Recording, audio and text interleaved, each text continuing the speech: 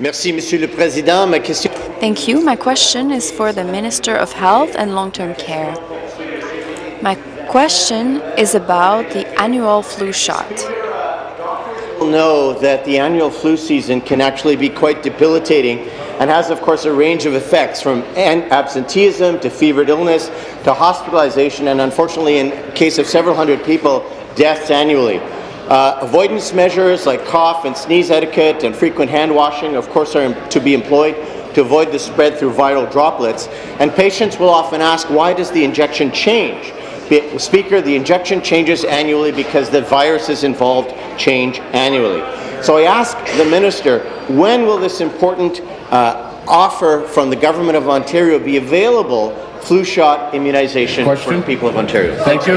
Minister of Health and Long-Term Care. Thank you, Mr. Speaker, and thank you to the member from Etobicoke North for this very timely question. I'm pleased to say, Mr. Speaker, that yesterday morning I launched at a pharmacy, in fact, this fall's flu immunization program. And so starting this week, starting immediately, the free flu vaccine is available for all Ontarians at doctors' offices, nurse-led clinics, public health units, community clinics, and of course our pharmacies. And for the first time this year, we're going to be offering a new vaccine, a quadrivalent vaccine against the flu that protects our children and youth from 2 to 17 years. It protects them against 4 different strains of flu instead of the usual 3. And so this quadrivalent vaccine is now available. It's available to that age group. So when you get vaccinated against the flu, Mr. Speaker, you build up your immunity, making yourself more stronger, more resistant. So I encourage all Ontarians, including our healthcare workers, importantly, to get vaccinated against the flu and do it early. Supplementary. Thank you, Speaker. I particularly enjoyed the Minister's response describing that very powerful vaccine as quadrivalent. Having said that, Speaker, the Minister, as you will know, part of the principle of medicine is immunization because prevention is always better than cure.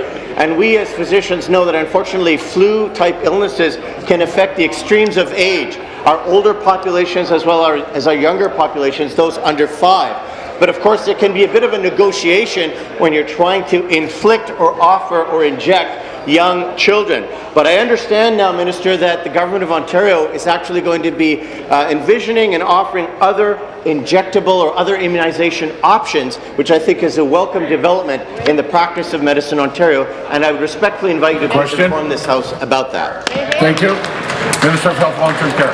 Thank you, Mr. Speaker, and thanks again to the member from Etobicoke North.